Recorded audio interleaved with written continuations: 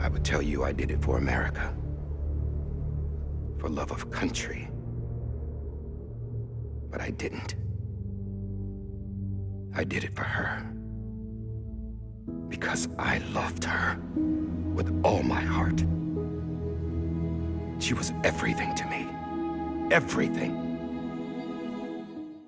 Now, November 8th marked 5 years since the launch of Death Stranding. You've spoken before about how much doing this game changed your life. How are you feeling today, 5 years out? 5 years, listen, it has been an incredible journey. First of all, I can't believe 5 years has passed already, from the time that, the game was released, and probably even a couple years before that when we were working on it. The time has just flown so much. And like you said, it has changed my life. I mean, I think it opened me up to a whole new world of people that I hadn't really been connected to before. And, I've been doing voice work for years. I mean, I've been acting, since I was 14, and that's several decades in this business. But it was probably the thing that sort of propelled me, I suppose, into the eyes of people who are in the gaming world, because Kojima is such a renowned developer, with Metal Gear, obviously, and created a whole new fan base for myself. And so I felt like it was an introduction, but, it was like, who is this guy? I felt like a new person on the scene, even though I had been working, for ages. No one had heard of me. What's it been, Sam? 10 years? Look at us. A bunch of deathless freaks meeting like this. Yeah, well, good to see you two. President's waiting.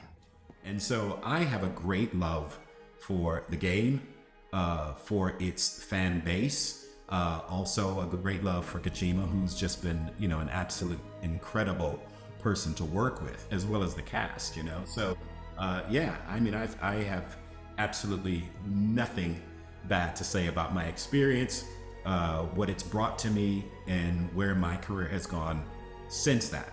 Did you work directly with Mr. Kojima on production on Death Stranding? Oh my God, yeah. Yeah, I mean, he is... Oh my God, yeah. Oh, yeah.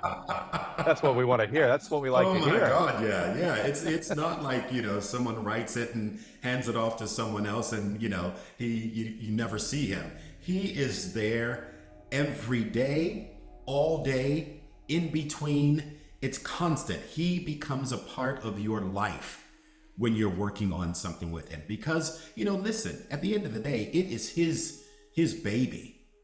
All these things are his creation. And, I know as a writer and a creative person, I know that when I work on things, I feel like I need to be there. Sometimes people feel like, writers can be in the way. Sometimes they think, you've already written a script, let us take it now and do what we need to do. But at the end of the day, the writers created it. And so you want to make sure that you do them justice. You want to uphold the integrity of the piece that they created, and that it's their vision. So the fact that he is there every day, all day, like I said, and guiding you, directing you, and he has a translator there who is literally, sort of translating every word he says when you're speaking to him, and he's trying to relay a message to you and all of that. So yeah, he was there, side by side. That's incredible too, because it actually sounds like, back in his past productions, like with Metal Gear, I think he was a little more constrained with how he was able to be with his actors. Because if I recall, John, when you and I interviewed David Hayter all those years ago, he said he never got to work close with Kojima. Wow. And and so it feels like Kojima, like working with you, he sees this as more of an actual, like more so like a movie rather than just simply a video game. Yeah. Listen, I think he, it's incredible how he comes up with things. Like I've always said, I'd love to have the opportunity to just get in his head for one day and see how all the cogs are turning and what happens, because some of the stuff he comes up with, I'm like, you have to really immerse yourself into the story. And as we know, Death Stranding is a complicated story. when you think about it, with all the characters and how they, how their relationships cross paths and all of that sort of stuff, their history. And it's so thorough. I mean, I feel like there's no stone unturned. If you want to know about a character, if it hasn't been revealed to you, believe me, it will be. Very methodical. It will come through. It Yes. will come through. You just gotta ride the wave with it, Oh yeah, I was watching some of your Joy to the Word series the other day, and I was surprised how much you knew about the lore. I thought I knew Death Stranding pretty well, Same. and then here you are, and you know all of the deepest lore. It was really incredible to see one of the actors really take all that in. Well, when I started that little series during the pandemic, I wanted to sort of start to do something that was, I was doing poems, I was doing readings. It was just kind of things to just, one, to occupy myself, but also to kind of keep in touch with people who were interested in anything that I had to say. Nothing political, but it was all just a kind of something that they could relate to. I do monologues from other video games that I wasn't even a part of, but just, my interpretation of certain things and how I would read it. Some of it was cold reading, and just kind of thinking, well, how would I just read this off the page without knowing anything about it? And then I thought in another series was to do Death Stranding and to read the emails and all of that sort of stuff that was listed so that you got all of this. And I, even with the knowledge that I had of Death Stranding, I learned a lot more about it during the process of doing that. And it was even an eye-opener for me, but then I opened it up to questions and, with people and talking and, and I really enjoyed it. Now, aside from working with Hideo Kojima, Death Stranding, for my money, has the most incredible cast ever assembled for a AAA game. Norman Reedus, Mads Mikkelsen, Margaret Qualley, and of course, Tommie Earl Jenkins. Can you tell us a story about how you joined in with such an incredible cast? Yeah, it's funny. I was just talking about this the other day with another interview that I'd done, and I literally, like all of us as actors, voice actors, we tend to get breakdowns from our representatives, and I had to do a self-tape for a role that came through. It was basically, there was no information about the story per se. There were lines, there were a couple of scenes that I had to do, and it was, all I knew is that he was a military man, and there was a scene that kind of, I had to basically figure out how I'm going to serve this piece. I don't have a lot of backstory, but in my wheelhouse, I tend to play roles like that, generals or captains or fathers or mayors, political figures and stuff. So I knew that there was the element that he was militant, and for me, that was, I just needed to know, okay, there's not a lot of emotion going to be involved with military men. They have to separate what their emotional aspect is versus what the job is. And so I did a self-tape, did 2 scenes, I think, for them, sent it in, and it was a while before I heard back. And then when I did get the confirmation, I found out it was going to be with Hideo Kojima. Now, at the time, to be fair, I wasn't aware of him in the sense that that's who he was. There was a little information about Metal Gear and things like that, and that kind of clicked with me because, like I said, I do a lot of voice work on games and stuff. I'm not an avid gamer. I do like to play when I can, but my job tends to be, I'll go in, I'll get the information, go in and do the job, get in the booth, do what I need to do, and get out. And then eventually some things come out and I'll see it, and sometimes I get to play it, sometimes I don't. There's a ton of games that I've never played that I've been in. So when I found out who he was, I was like, oh my God, is it this guy? Is it this guy?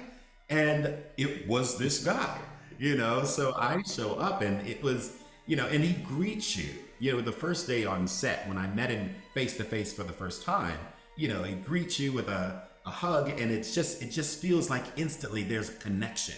Do you know what I mean? Because at the end of the day, you're chosen, you know. And we as actors, that's for us as actors, that's gold dust. It's like winning the lottery. Whenever we book a gig, to me it still is like winning the lottery, because I know how many other people audition or how many other people were submitted for it. Do you know what I'm saying? And so Trying to therefore, get that same character. I kind of know when you can land something, you know what it took to get there. And I was incredibly grateful for the opportunity.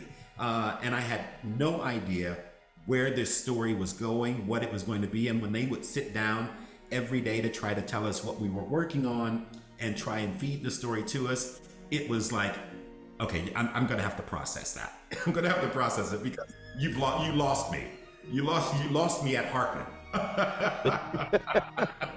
You know what I'm saying? And then Die-Hardman was a name that was out in, for ages. I didn't make the connection to John McClane, you know, that sort of die-hard. Yes. The Bruce Willis thing. And, you know, he's a film buff as well. And so, you know, I thought it was clever. I know a lot of people think the name is stupid. I've had people say, what a stupid name, you know, Die-Hardman is. I don't get it. But, you know, I think you just have to commit. And for me, I knew that's what I needed to do in order to do this role, was to commit myself 100% fully in the belief in this character and what he had a vision for. Do you know what I'm saying? And so, you know, I had a ton of dialogue in the game, you know, and for most people, they know that the characters, you know, can see him as a quest giver. He's, you know, all these things, shouting out all these different things, and that's all you get. And I think I probably had the most or second most dialogue in the entire game, you know, because the minute you hear that codec, you know who's coming, you know? Yeah. Well, hey, you know, that's actually really funny that you bring that up, because John and I both, we're pretty big gamers, and it's not very often that when I play a game, I enjoy listening to a character talk in my ear the whole time. Yeah. But anytime, like when Die-Hardman would pop up on the, you know, on the screen and start talking to you, I was like, oh, he's got something cool to tell me. I want to hear what he has to say. Yeah, it actually came across very interesting, and I loved it. So it's, you really. Well, I appreciate that. I appreciate it. And, you know, and what was interesting about it is that, you know, through it all, like I said earlier, as a military person, he remains emotionless for me. The whole time, through the entire run of it. And it was intentional for me to be as straightforward and as matter of fact, without any emotion involved whatsoever, until that moment. That moment. That scene. Yeah. And that moment, and I felt like if I can maintain that throughout, that moment will hit harder and come out and knock people for six, because they'll be like, where the fuck did that come from? He saw I was trying to do my part for America. He remembered who he was, and he forgave me. God! But I don't deserve it, God damn it! There is no atoning for what I've done. God! Do you know what I'm saying? And so, and it was the only chance for me to reveal that he is human.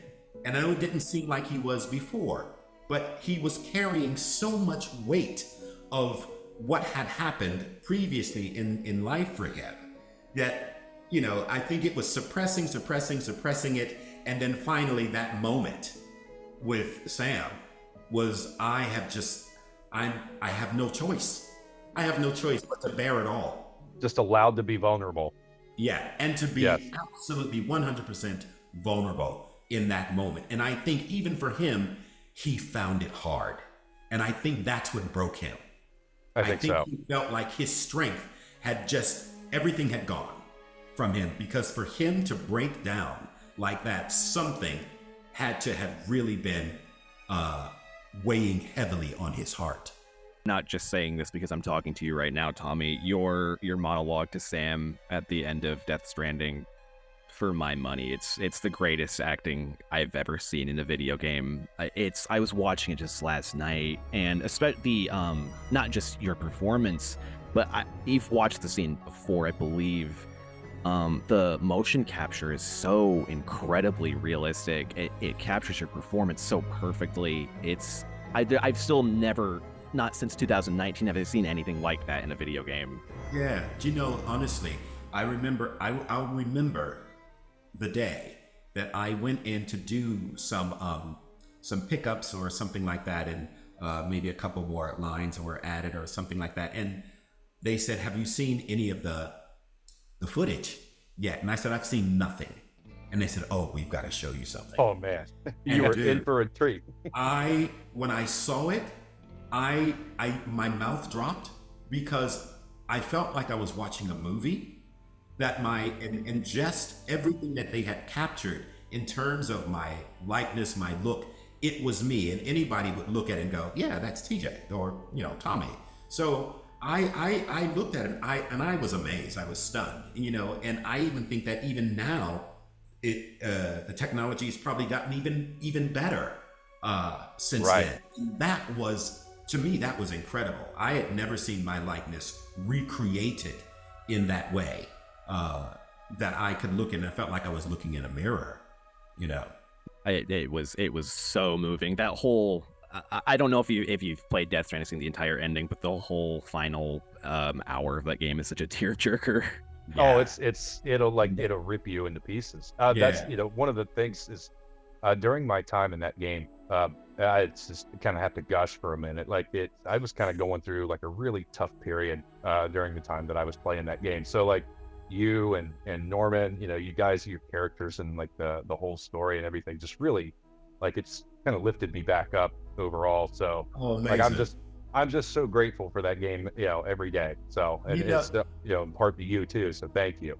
Thank you. I'm honored. I have never in my whole career, honestly, I have never received so much praise about something that came at and to be fair, I don't think a lot of people who played the game have ever actually reached that part of the game. I think there are a lot of people who haven't gotten to that part of the game because of where it comes. And so fortunately for them, I think it's all over YouTube, so people have seen it, but I think in order to really appreciate it, you have to have taken the journey with him.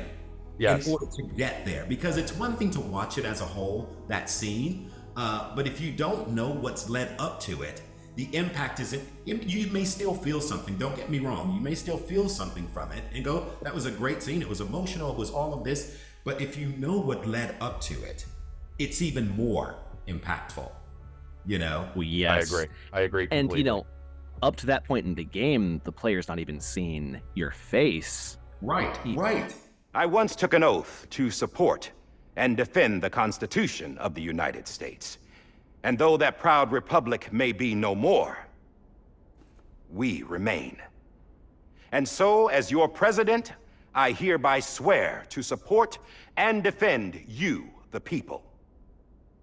Let there be no more walls between us, nor masks to hide who we are.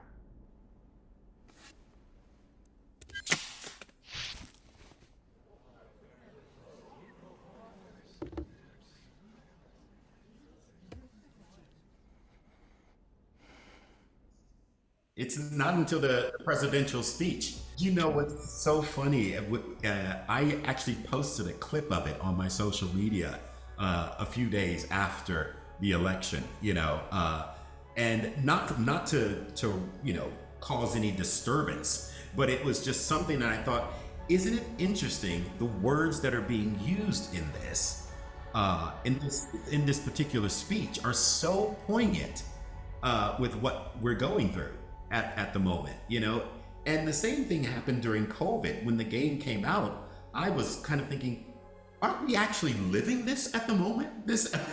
Yeah, 100%. It was like Kojima had some foresight into what was happening in the world, and it was like Death Stranding literally was parallel to COVID, Oh, yes.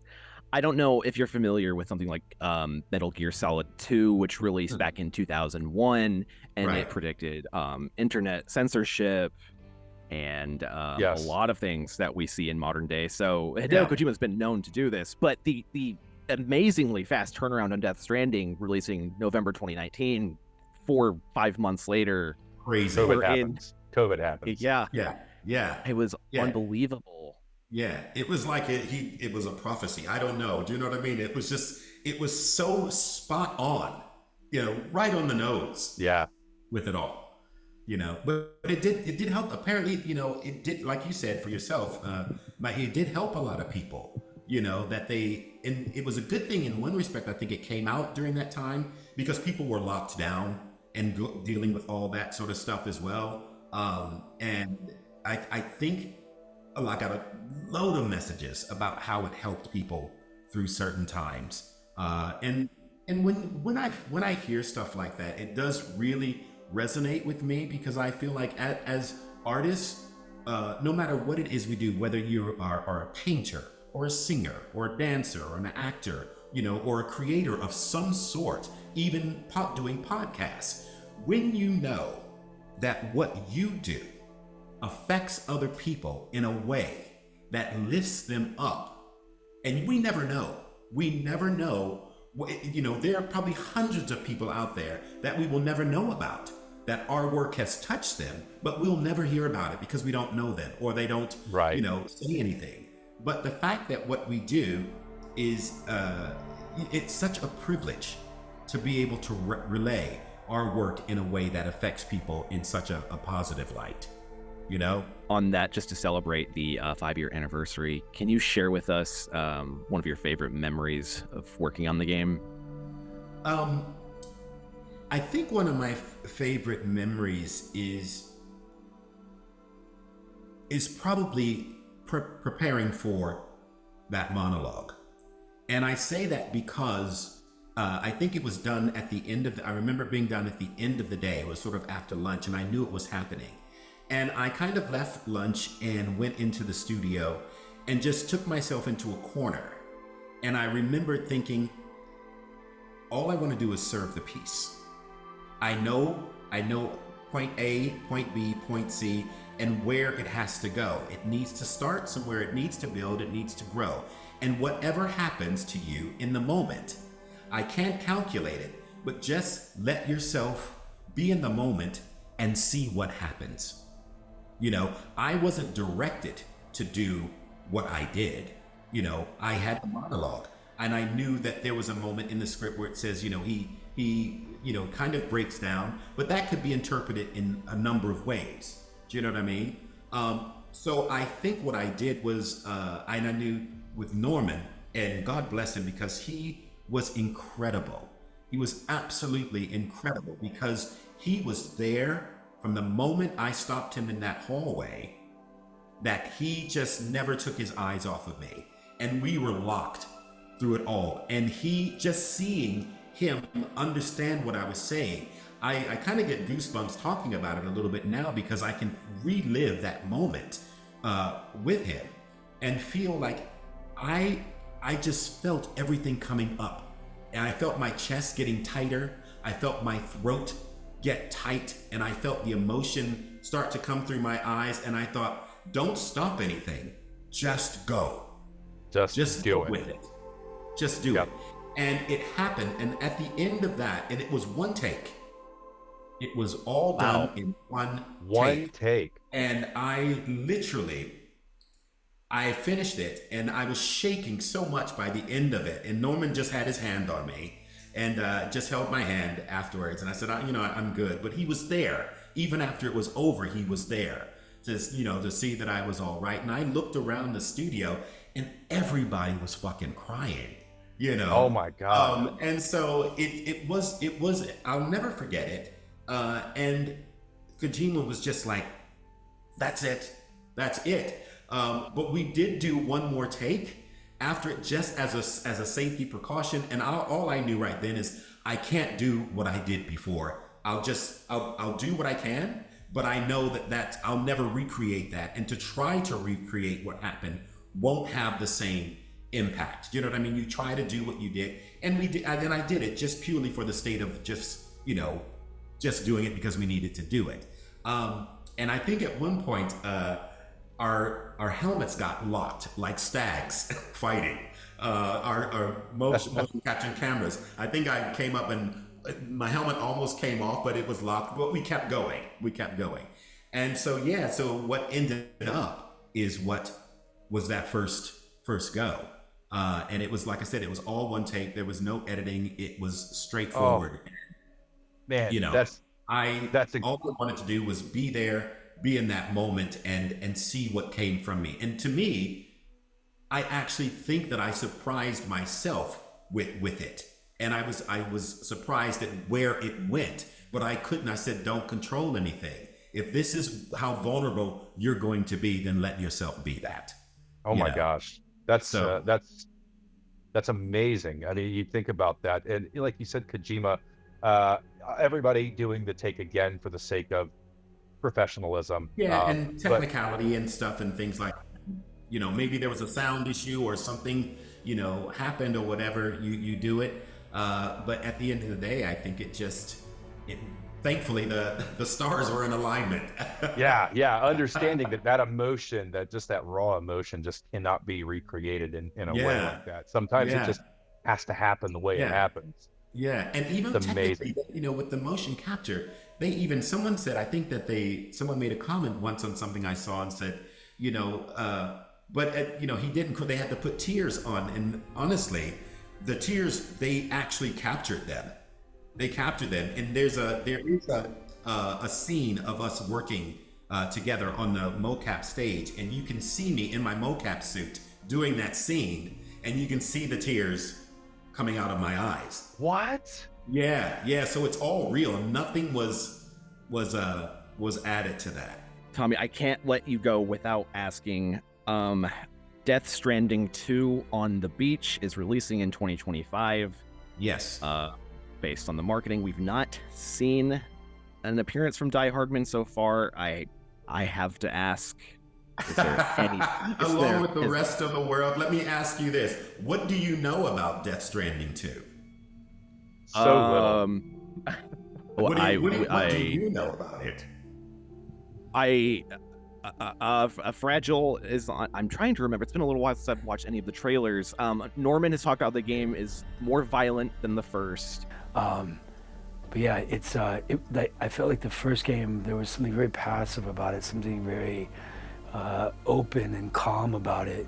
And I feel like this one has a bit more violence in it. Right. Elle Fanning has some big role. And there's Higgs is back. That's Higgs is back. Yeah, Higgs is back. Yeah. But the marketing's been pretty mysterious. Right. Well, the reason I ask is because what you know is what I know. No kidding. Okay. All right. So, you know is what I know. All right. Well, we'll work with that. We'll work with that one. We'll work with that. Okay. With that, Tommie, that's all I have on my end. Thank you so much for talking with us about this incredible game. Death Stranding just had a surprise release on Xbox a few days ago. Yeah. Is there anything you'd like to say to all of the new players coming to Death Stranding this week? Listen, prepare yourself for an incredible journey. I hope that you enjoy it as much as everyone else has enjoyed it. You know, it will be different if it's not something, you know, this is something that's never really been done before. And so it's different, but go with it. Commit yourself to it and immerse yourself in it and enjoy the journey, because there is a lot to discover. A lot. Tommie, thank you, Tommie. It's been such an honor to speak with you. I think I speak for Mike as well. Yeah, absolutely. And I will say this, if when Death Stranding 2 comes out, if you are in it, you will hear from us again. Absolutely. It's a pleasure to have you with us today. Let's see. Listen, you guys have been absolutely awesome, and I'm so happy that I had the opportunity to sit down and talk with you guys, and you know, all things Death Stranding, and I really, really, really appreciate it. Thank you, Tommie. It's an honor coming from you. We appreciate your time very much. Absolutely, no worries, mate. Thank you so much, you guys. Keep on keeping on.